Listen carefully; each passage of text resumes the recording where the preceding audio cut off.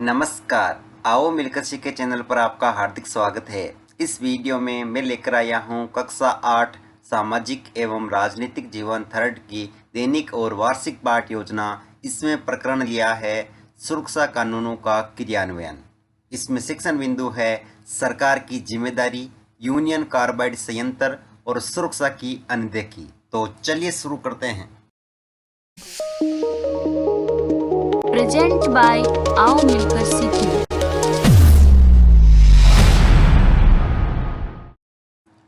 सर्वप्रथम लिखेंगे विद्यालय का नाम, जहां पर आप ये लेसन प्रस्तुत करेंगे। कक्षा 8 विषय सामाजिक अध्ययन और प्रकरण सुरक्षा कानूनों का क्रियान्वयन। यहाँ पर दिनांक, कालांश और समयावधि 30 मिनट। फिर एक टेबल ड्रॉ करके एक तरफ लिखेंगे शिक्षण उद्देश्य, दूसरी तरफ अपेक्षित व्यवहारगत परिवर्तन।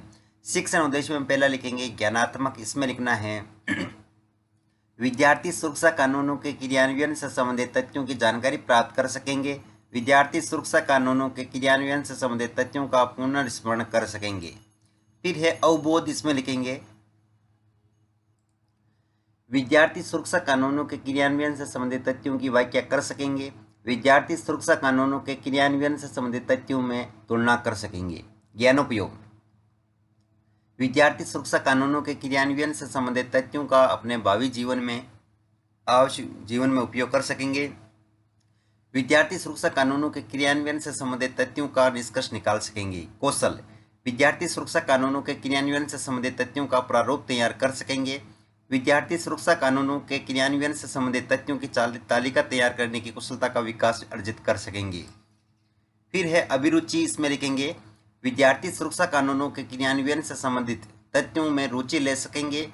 विद्यार्थी सुरक्षा कानूनों के क्रियान्वयन से संबंधित तथ्यों की घटनाओं पर विचार विमर्श प्रस्तुत करने में रुचि ले सकेंगे। अभिवृत्ति। विद्यार्थी सुरक्षा कानूनों के क्रियान्वयन से संबंधित तथ्यों के प्रति समीक्षात्मक दृष्टिकोण विकसित कर सकेंगे। विद्यार्थी सुरक्षा कानूनों के क्रियान्वयन से संबंधित तथ्यों के प्रति सकारात्मक दृष्टिकोण का दायित्व निभाने की कोशिश कर सकेंगे। शिक्षण सहायक सामग्री लपेट, प्लग, श्यामपट्ट, चौक, डस्टर, संकेतक एवं अन्य कक्षा उपयोगी शिक्षण सहायक सामग्री आदि। पूर्व ज्ञान में लिखेंगे विद्यार्थी सुरक्षा कानूनों के क्रियान्वयन के बारे में सामान्य जानकारी रखते हैं। फिर है प्रस्तावना, जिसमें टेबल ड्रॉ करके एक तरफ लिखेंगे छात्राध्यापक क्रियाएं, दूसरी तरफ विद्यार्थी क्रियाएं। अगर आप छात्राध्यापिका हैं तो जहां पर भी छात्राध्यापक लिखा है उसकी जगह आप छात्राध्यापिका लिखेंगे। इसमें फर्स्ट क्वेश्चन, हम किस देश में रहते हैं? भारत देश में। भारत में किस कानूनी दस्तावेज के तहत शासन चलाया जाता है? संविधान के तहत। संविधान में किसका उल्लेख किया गया है? नियमों व कानूनों का। देश में कानून नागरिकों को अन्याय के प्रति क्या प्रदान करते हैं? सुरक्षा। सुरक्षा कानूनों के क्रियान्वयन के बारे में आप क्या जानते हैं? समस्यात्मक प्रश्न। उद्देश्य कथन में लिखेंगे आज हम सुरक्षा कानूनों के क्रियान्वयन के बारे में विस्तार पूर्वक अध्ययन करेंगे। फिर है प्रस्तुतिकरण, जिसमें टेबल ड्रॉ करके लिखेंगे शिक्षण बिंदु, छात्राध्यापक क्रियाएं, विद्यार्थी क्रियाएं, विधि परिविधि और श्यामपट्ट सार। शिक्षण बिंदु में पहला लिखेंगे सरकार की जिम्मेदारी। इसमें विकासात्मक प्रश्न में फर्स्ट क्वेश्चन, मजदूरों को किनके माध्यम से सुरक्षा प्रदान की जाती है? कानूनों से। कानूनों का क्रियान्वयन कौन करता है? सरकार। सरकार की इस संबंध में क्या जिम्मेदारी होती है? निरुत्तर और विधि में प्रश्नोत्तर विधि। फिर है छात्राध्यापक कथन, तो इसमें लिखेंगे कानून बनाने और लागू करने वाली संस्था के नाते यह सुनिश्चित करना सरकार की जिम्मेदारी है कि सुरक्षा कानूनों को सही ढंग से लागू किया जाए। सरकार को इस बात का भी ध्यान रखना चाहिए कि अनुच्छेद 21 में दिए गए जीवन के अधिकार का उल्लंघन नहीं हो, परंतु यूनियन कार्बाइड संयंत्र में सुरक्षा मानकों की खुलेआम अवहेलना हो रही थी। पहली बात भारत में सुरक्षा कानून ढीले थे। दूसरा, उन कमजोर सुरक्षा कानूनों को भी ठीक से लागू नहीं किया जा रहा था। विद्यार्थी क्रिया में लिखेंगे विद्यार्थी ध्यानपूर्वक सुनेंगे तथा मुख्य बिंदुओं को अपनी अभ्यास पुस्तिका में लिखेंगे।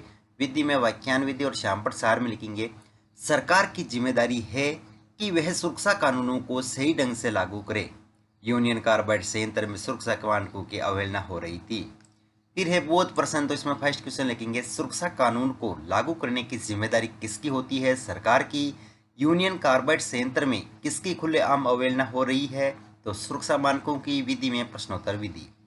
अगला शिक्षण बिंदु है यूनियन कार्बाइड संयंत्र। इसमें विकासात्मक प्रश्न में फर्स्ट क्वेश्चन, भोपाल गैस त्रासदी किस गैस के रिसाव के कारण हुई? तो मिक गैस के कारण। अगला क्वेश्चन है मिक गैस का उत्पादन किस संयंत्र द्वारा किया जा रहा था? तो यूनियन कार्बाइड संयंत्र द्वारा। और अगला क्वेश्चन है यूनियन कार्बाइड संयंत्र के बारे में आप क्या जानते हैं, तो निरुत्तर और विधि में दोस्तों लिखना है प्रश्नोत्तर विधि। अब है छात्राध्यापक कथन, तो इसमें लिखेंगे सरकारी अफसर इस कारखाने को खतरनाक कारखानों की श्रेणी में रखने को भी तैयार नहीं थे। इस कारखाने को घनी आबादी वाले इलाके में खोलने पर उन्हें कोई एतराज नहीं था। जब भोपाल के कुछ नगर निगम अधिकारियों ने इस बात पर अंगुली उठाई कि 1978 में मिग उत्पादन कारखाने की स्थापना सुरक्षा मानकों के खिलाफ थी, तो सरकार का कहना था कि प्रदेश को भोपाल के संयंत्र में लगातार निवेश करना चाहिए ताकि रोजगार मिलते रहे।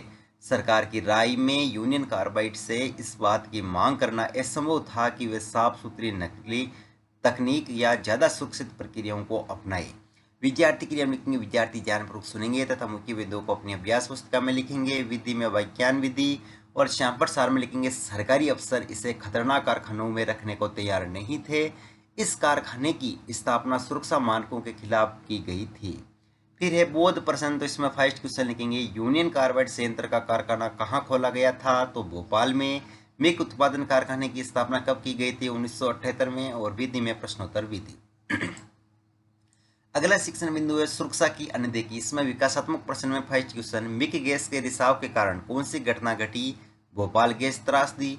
भोपाल गैस त्रासदी किन उपकरणों की कमी के कारण हुई, तो सुरक्षा उपकरणों की।